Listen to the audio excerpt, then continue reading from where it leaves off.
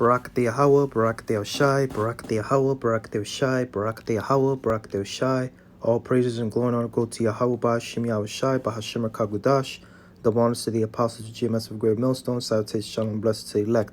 Okay, now, here we go, man. All right. This is from The Verge. It says Apple and Google are building a coronavirus tracking system into iOS and Android. Potentially a huge step forward in the fight against COVID-19. Now, before I read on, all right, this shows you that privacy, all right, your privacy, your so-called is going out the window, man.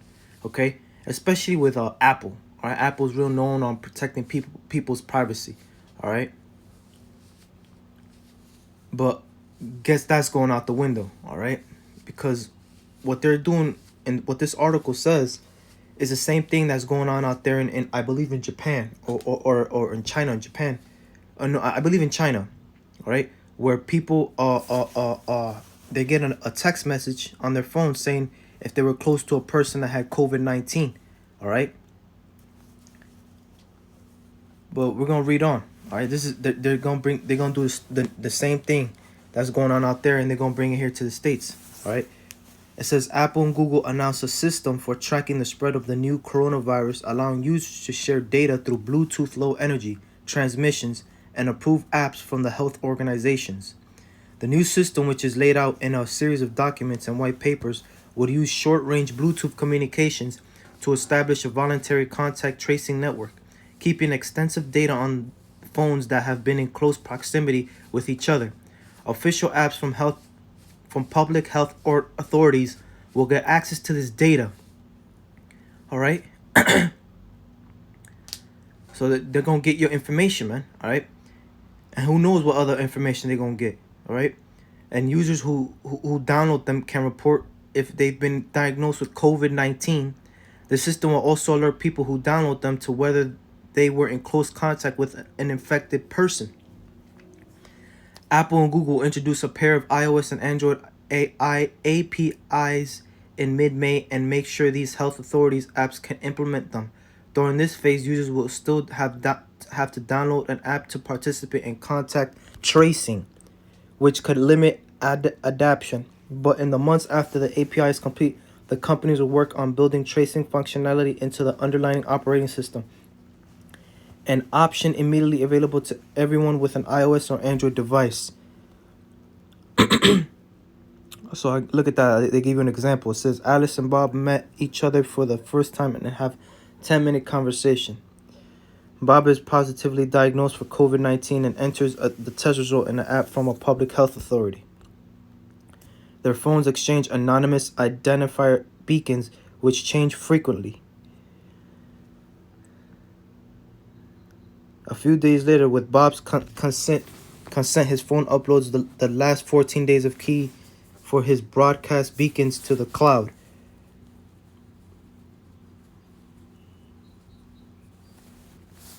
It says apps can only get more information via users' consent, which is bullshit, all right, because the white man will take your information without you asking, all right?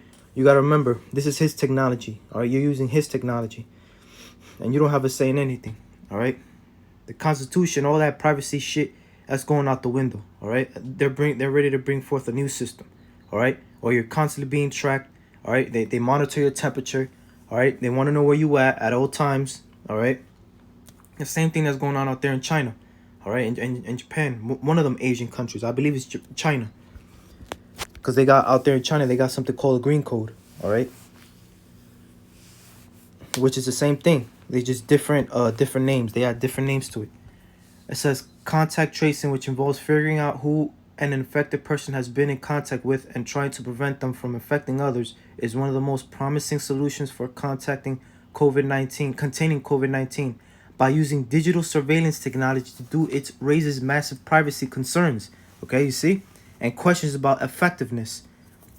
And this is all bullshit, man. All right? This is leading up to the mark of the beast, the RFID chip, man.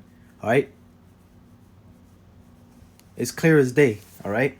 They're just slowly introducing it to you, all right? In a way that you feel comfortable All right, and what's the number one device that everybody in the whole world has? A phone, a smartphone. All right, and these smartphones have RFID chips in them. All right. Early this week, the American Civil Liberties Union raised concerns about tracking users with phone data, arguing that any system would need to be limited in scope and avoid compromising user privacy. Unlike some other methods, speaking of this, if you guys are interested, I'll also leave a link. I was watching this yesterday when I came back from work. All right, Vice. All right, the founder, Phil Simms of Vice, whatever his name is, Sean Smith or Phil Simms, I believe it's Phil. He had a interview with Edward Snowden. All right, the guy famously who exposed the NIA or the CIA on tapping into people's conversations and watching them through their phone, their computer. All right, he had an interview with him speaking about this very subject. All right, but I'll leave that in the link, Lord's willing, so you guys can see it for yourself. All right, he goes heavy into it. All right, but yeah, where was I? I said early this week, the American Civil Liberties Union raised concerns about tracking users with phone data. Yeah, I read that.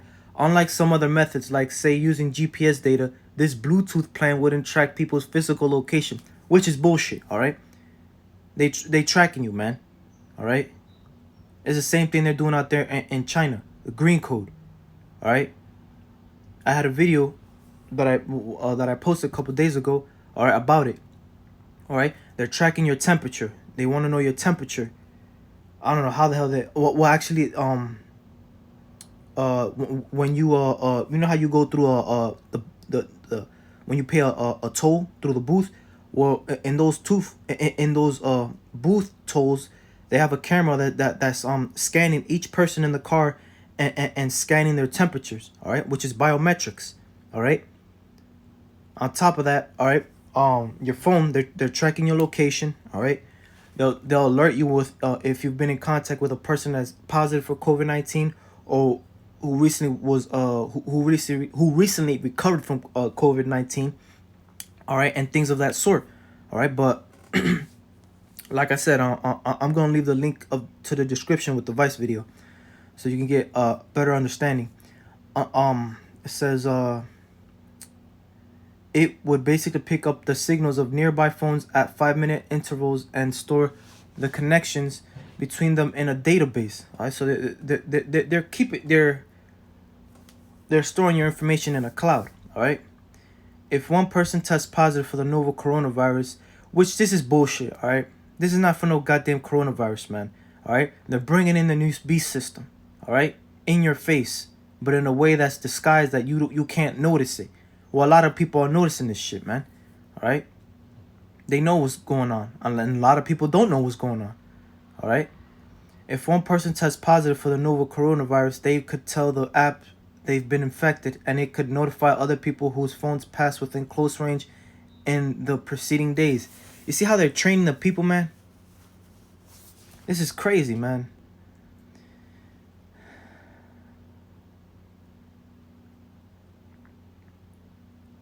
And we all know Apple and Google, all right, these are companies controlled by the elite, man. All right, they're in cohesence with the elite, man. All right. The system also takes a number of steps to prevent people from being identified even after they've shared their data. While the app regularly sends information out over Bluetooth, it broadcasts an anonymous key rather than a statistic identified, and those keys cycles every 15 minutes to preserve privacy. Even once a person shares that they've been infected, the app will only share keys from the specific period in which they were contagious. Crucially, there is no central accessible master list of which phones have matched contagious or otherwise. That's because the phones themselves are performing the cryptographic calculations required to protect privacy. The central servers only maintain a database of shared keys rather than the interactions between those keys. And Tim Cook, all right, we don't know who that devil is. Look, this is a quote. This is a tweet. He says, contact tracing can help slow the spread of COVID-19 and can be done without compromising user privacy. Well, they're compromising it, man. How are they able to track your identification? They have to compromise your shit, man. But they using it, and they're using certain words, and they're saying it in a way where, because they know people are stupid and they're not gonna understand it, man. All right, they tricking you, man. All right, they're lying to you. We're working with Sundar Pichai, some shit like that, and Google to help health officials harness Bluetooth technology in a way that also respects transparency and consent. The method still has potential weaknesses in crowded areas. It could flag people in adjacent rooms who aren't actually sharing space with the user, making people worry unsincerely. It may also not capture the notions of how long someone was exposed. Working next to an affected person all day, for example, will expose you to much greater viral load than walking by them on the street. And it depends on people having apps in the short term and up-to-date smartphones in the long term. All right, so this is not gonna work, man. All right, they're telling you right there. All right, it all depends on the apps and if you constantly update your phone. All right, which sooner or later they're gonna say, look, man, we're gonna bring in this RFID chip. All right, because what? You don't have to update a RFID chip every time. It's in you. Once you put it in, it's in you for life. That's if you take it, you know. That's why these smartphones, and guess what? You can lose your smartphone, man. So that's gonna be that's gonna be an excuse to bring in the RFID chip. All right. Because every year, new phones come out. All right. And what Apple does, all right, and Google, they purposely slow your phone down, man. All right. So what? You can get their new phone with the new technology in it.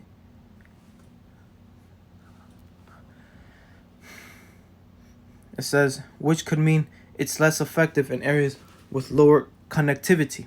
It also a relatively new program, and Apple and Google are still talking to public health authorities and other stakeholders about how to run it. The system probably can't replace old-fashioned methods of contacting tracing, which involves interviewing affected people about where they've been and who they've been spent time with, but it could offer a high-tech supplement using a device that billions of people already own. Okay, so they're gradually, slowly introducing this, all right, and pushing this onto the people, man. All right, where they're being tracked. All right. And there's another article, all right, which is bullshit, real bullshit. All right. And look, man. First of all, if this COVID-19 is so big, how come they're not doing this, you know, with other viruses in the past? All of a sudden they want to do it with COVID-19. But I'll make a video about that later. All right. Like I said, actually, you know what? Yeah, I'll leave the link in the description. All right, to that video for Vice. All right, that Edward Snowden is actually talking about this. All right. But with that, I'd like to say all praise to Yahweh Shemi Ashai B'Hashem Kakudash. Shalom.